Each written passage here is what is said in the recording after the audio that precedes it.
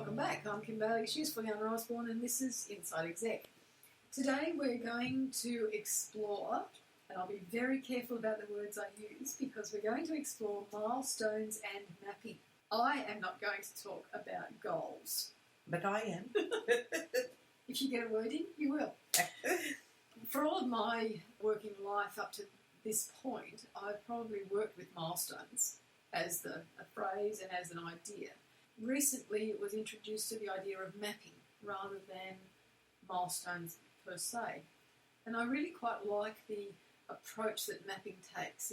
It seems to allow for more leeway to be creative about what you're doing and how you're going to get there and to bring in the resources. So the idea of mapping is that you have a straight line, and at one end you put the situation that you are in now, and at the other end you put the situation that you would like to have, or the object of the exercise.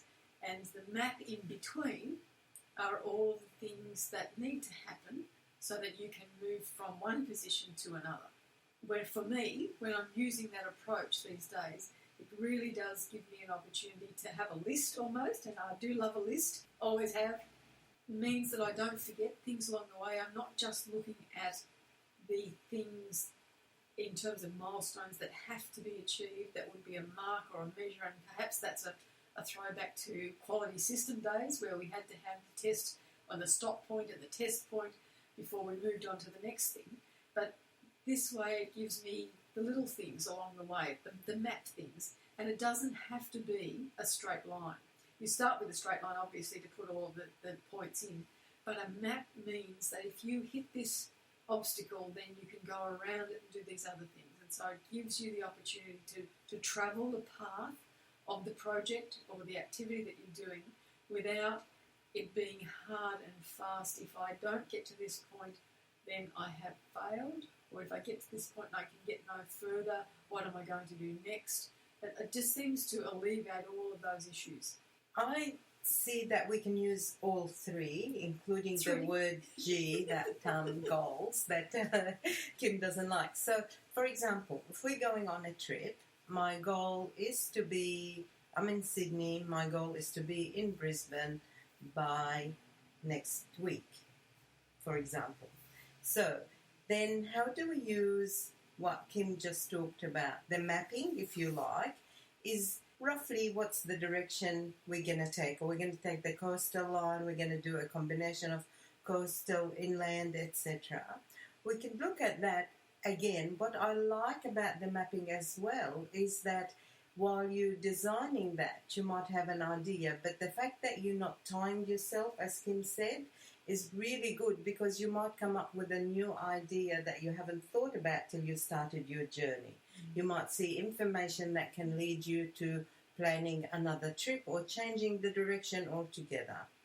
The milestones to me are very, very important in mainly the celebration sense. I want to know we reach certain milestones so I can celebrate it. A lot of people do it, as Kim said, maybe punishment, or I haven't made that so I must have failed. I don't like that. I like to know that, yeah, look, we're here ahead of schedule, and now I've got another half a day to do nothing or to explore or whatever. So if you look at it that way, you could see the application of any of those tools or thought processes.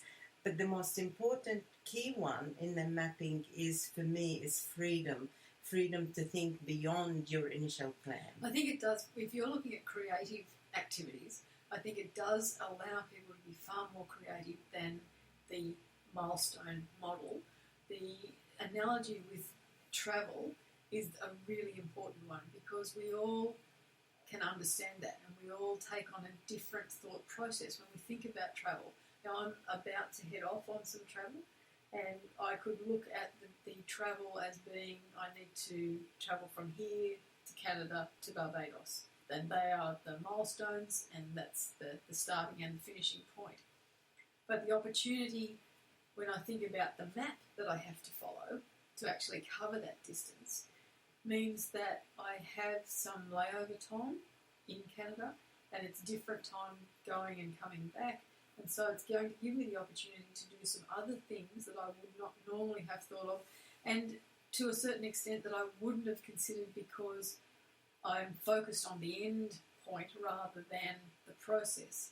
And so in broadening the process that I'm going to undertake, I may well come away with more information, more resources than I would normally have had I just followed the straight line path that I'm going here and here and here and that's it, and put the blinkers on and not look beyond the path that I'm on. So the travel map, I think, is the best way to go for creative teams, creative activities. I understand that if you've got something that's far more precise and process-oriented, that perhaps you would want to look not so much at the mapping model, but more at the straight milestones and the goal at the end, if you have to. See, she said it, yay, I like it. She wasn't committed to it, she said it. Now, I want to take the mapping in relation to a project. I think if you look at it, it's super important because in travel, you could be traveling with others, but you could be traveling alone. But when you're working on a project, invariably there's more than one person involved. The map is a fantastic way to see the overall idea of the travel, how you're getting there, whatever your project is. But it also helps clarify everybody's part of their input into that project, what their function is, what they bring to the project, and roughly how it interacts with other parts and the interdependencies. So then I know that, yes, I might take it easy on the goal or on the timeline or whatever you want to call it as subsection of the project, but I really can't stretch it too much because it's going to affect the other person who's got to do something else. And therefore, seeing that map helped me see not just me, but everybody else's roughly the direction and the plan and the timeline. And this way, it would help then get it right the first time by start talking about it. So you could say, look, here it says that we need 3 weeks to do that. And somebody else says, well, actually, I saw something on the market that can bring it down to 2 days, whatever, helpful. Mm-hmm. Another one could say, well, actually, I've been through this before and that piece is probably underestimated. However, if we did something else, so again, collaboration and innovative thinking and thinking outside the box and a set path, as in the past when we says, this is what we'll do, we regimented about it, and you do this by then, and you do that by then. People became very task-oriented. Mm-hmm. But in this case, the mapping allow people to input throughout and find the best solution. Mapping also doesn't have to be just the one path. You know, the same as we would look at a map of New South Wales, if we were travelling from here to Canberra, we could go down the main freeways, and there would be tolls involved. So there's an additional cost involved, but there's a time saving. Or we could go the old Hume Highway and have the scenic route and have 10 times more the sets of traffic lights getting through Sydney. Yeah. So there's pluses and minuses with that route. But if you've got alternatives, when you use that mapping model, you've got alternatives so that in the event that you decide that perhaps for that activity you'll get the train instead or the bus instead, that you've got all of those alternatives that you can consider when you're looking at the most efficient way to get to that next destination point in the map. And then looking then at the resources that are at that destination point and whether that you can bring in those to assist with whatever has to be done for the next part of the journey. It also allows you to respond to, if I can use the word, obstacles, unforeseen obstacles. For example, in a travel sense, you've done your homework, you talked to people, you checked up TripAdvisor, you've been yourself on that journey, you talked it through. But guess what? When you actually start your journey, you figure out, oh, you know what, there's a road closure, and that road closure was either for repairs and maintenance or special events. So again, to be able to respond really quickly about an alternative, be able to respond to that. If I talk about a project or something you're doing in a corporate sense, then a lot of times says, yes, I know we signed off on it, I know we accepted it, but guess what? We now have a freeze on resources, we have a freeze, budget is no good. What does that mean? Do you have the whole motivated team going, oh dear, and getting depressed about it? Or do you say, what can we do? As Kim said, what alternatives, for example, do we not take the tollway? Do we go another way until budget is that? How do we utilise the resources that we've got now, and how we get free resources, or how we get resources? And in the past we talked about having people on work experience or executive development schemes of whatever sorts. Again, getting people involved. Again, the word freedom keep coming to mind because it encourages you not to see just the obstacles and not to see just one direction, but to look for anything that will make it a better journey. And it's resourcing as well.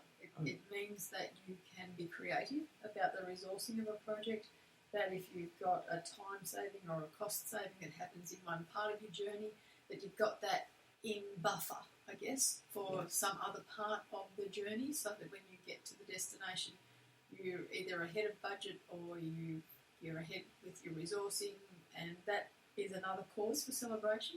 And it also reinforces the usefulness of using that mapping model rather than anything else that might have been used previously. I really do think that it encourages a team to work together better because they're all looking for the best way to get things done rather than we have to do this thing next. I now want to introduce another one of Kim's favourites in here, and it's communication. Now, having this process and the mapping will make it so much better to communicate within the team, across team and across the organisation, because people often say, well, I haven't seen anything, I haven't heard anything, and the team is working like you wouldn't believe.